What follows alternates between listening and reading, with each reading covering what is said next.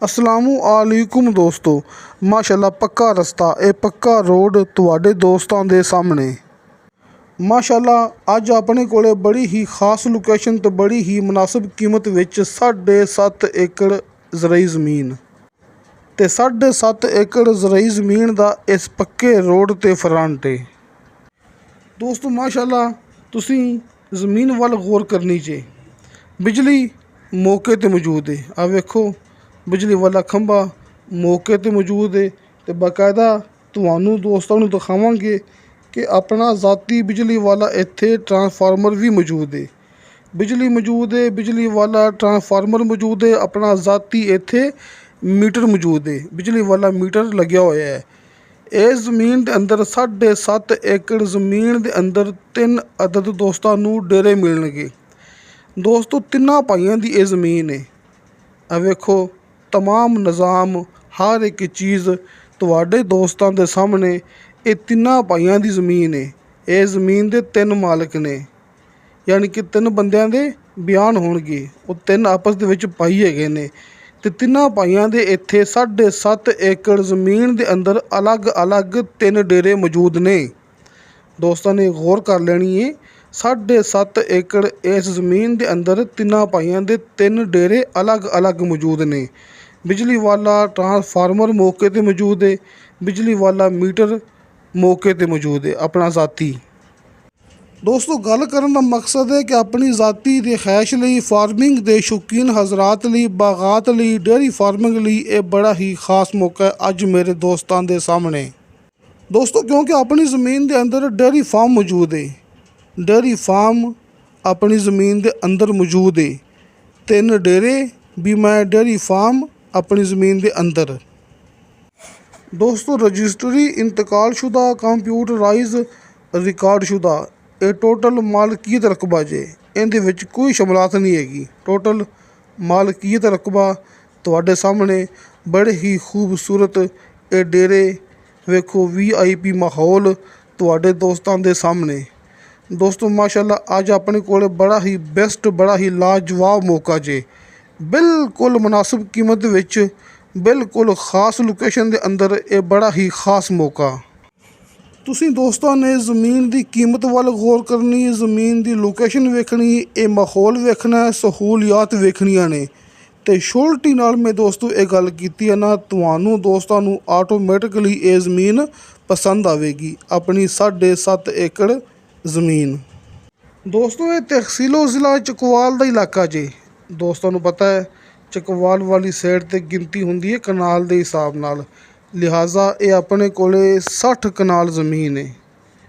चकवाल समेत कई इलाके ऐसे है ना जिथे गिनती कनाल के हिसाब नाल हुंदी है, लिहाजा ये अपने कोले 60 कनाल ये ज़मीन ये मुकम्मल 7.5 एकड़ ज़मीन बनती पई है। 60 कनाल के हिसाब नाल 7.5 एकड़ बनती पई है। और मेरे कई दोस्त कहते होंगे ना कि चाहे जड़ा मर्जी इलाका होवे लेकिन तुसी कनाल की गल भी किया करो तो एकड़ की गल भी किया करो। लिहाजा इसलिए असी कनाल की गल करते पे हैं तो एकड़ की गल भी करते पे हैं। अपनी मुकम्मल ज़मीन के अंदर पाइप लाइन बिछी हुई है, यानी कि पानी ज़ाया नहीं होंदा। ज़मीन के हर एक हिस्से तक पानी पहुँचता है बआसानी ते नीचे 50 फुट ते दोस्तां नू शर्तिया मीठा पानी ते बेशुमार पानी मिलेगा। यानी कि नीचे 50 फुट ते पानी मौजूद है। तुसी मौके ते आके पानी चेक कर सकते जे। बिजली मौजूद है, बिजली वाला ट्रांसफार्मर मौजूद है, बिजली वाला अपना ज़ाती मीटर मौजूद है। ते नाल नाल दोस्तां ने यह भी गल देख लेनी है, अपनी तसल्ली कर लेनी है कि मौके ते सोलर सिस्टम की सहूलत मौजूद है। यानी कि सरकारी बिजली भी मौजूद है तो अपनी ज़ाती बिजली भी मौजूद है। सोलर सिस्टम की सहूलत मौके ते मौजूद है। दोस्तों आबादी दे बिल्कुल नाल अपनी ये ज़मीन मौजूद है। खास लोकेशन है चकवाल डबल मेन रोड तो लैके अपनी ज़मीन तक टोटल 1.5 किलोमीटर फासला जे। दोस्तों ने एक गल नोट कर लेनी है, चकवाल डबल मेन रोड तो लैके अपनी ज़मीन तक टोटल 1.5 किलोमीटर फासला। तो दोस्तों इस तरह शहर तो लैके भी अपनी ज़मीन तक टोटल 3 किलोमीटर फासला है। यानी कि शहर तो लैके 3 ਕਿਲੋਮੀਟਰ ਫਾਸਲਾ ਹੈ ਆਪਣੀ ਜ਼ਮੀਨ ਤੱਕ। 3 ਕਿਲੋਮੀਟਰ ਦੇ ਫਾਸਲੇ 'ਤੇ ਦੋਸਤਾਂ ਨੂੰ ਸ਼ਹਿਰ ਮਿਲੇਗਾ, ਮੇਨ ਸ਼ਹਿਰ।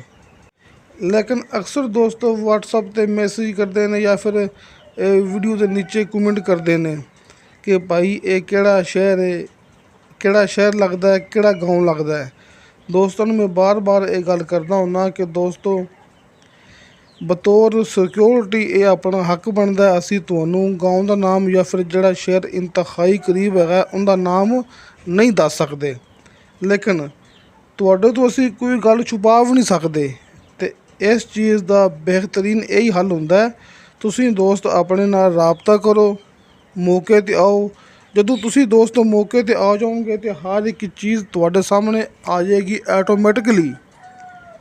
ਜਦੋਂ ਤੁਸੀਂ ਦੋਸਤ ਆਪਣੇ ਨਾਲ ਕਾਲ 'ਤੇ ਜਾਂ WhatsApp 'ਤੇ ਰਾਬਤਾ ਕਰਕੇ ਮੌਕੇ 'ਤੇ ਆਓਗੇ ਨਾ, ਆਟੋਮੈਟਿਕਲੀ ਮੁਕੰਮਲ ਲੋਕੇਸ਼ਨ, ਕਿਹੜਾ ਸ਼ਹਿਰ ਕਰੀਬ ਹੈ, ਕਿਹੜਾ ਗਾਉਂ ਆਪਣੀ ਜ਼ਮੀਨ ਦੇ ਨਾਲ ਹੈ, ਹਰ ਇੱਕ ਚੀਜ਼ ਤੁਹਾਡੇ ਦੋਸਤਾਂ ਦੇ ਸਾਹਮਣੇ ਆ ਜਾਏਗੀ। ਤੁਸੀਂ ਮੌਕੇ 'ਤੇ ਆਉਣਾ, ਤੁਹਾਡੀ ਮੁਲਾਕਾਤ ਹੋਣੀ ਡਾਇਰੈਕਟ ਮਾਲਕ ਨਾਲ।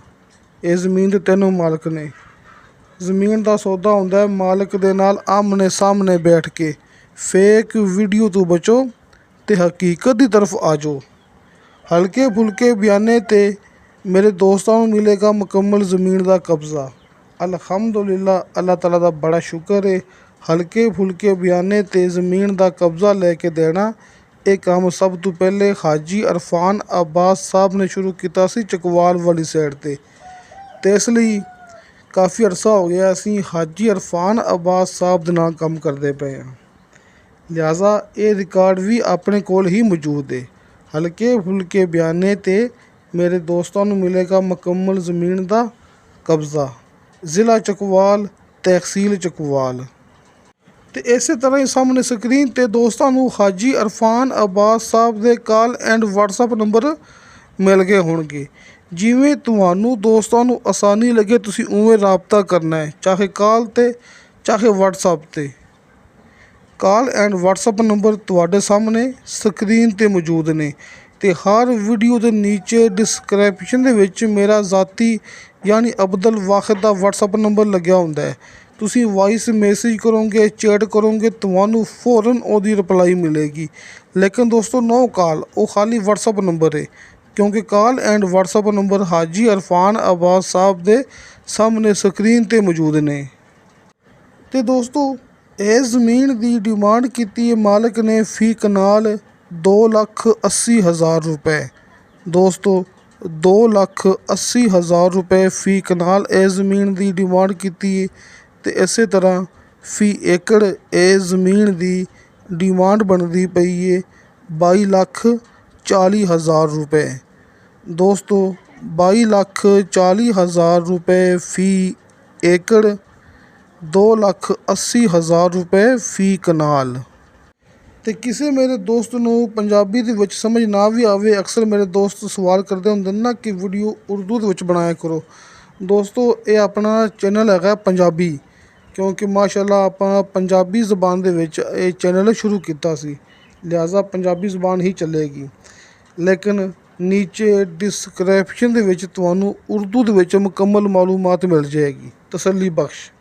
ਨੀਚੇ ਡਿਸਕ੍ਰਿਪਸ਼ਨ ਦੇ ਵਿੱਚ ਤਸੱਲੀ ਬਖਸ਼ ਉਰਦੂ ਦੇ ਵਿੱਚ ਮੁਕੰਮਲ ਮਾਲੂਮਾਤ ਮੌਜੂਦ ਹੈ, ਤੁਸੀਂ ਆਪਣੀ ਮੁਕੰਮਲ ਤਸੱਲੀ ਕਰ ਸਕਦੇ ਜੇ। ਅਤੇ ਦੋਸਤੋ ਇਨਸ਼ਾ ਤਾਲਾ ਬਸ਼ਰਤੇ ਜ਼ਿੰਦਗੀ ਬਾਫਜ਼ਲੇ ਖੁਦਾ ਮਿਲਾਂਗੇ ਅਗਲੀ ਵੀਡੀਓ 'ਤੇ। ਅੱਲਾ ਹਾਫਿਜ਼।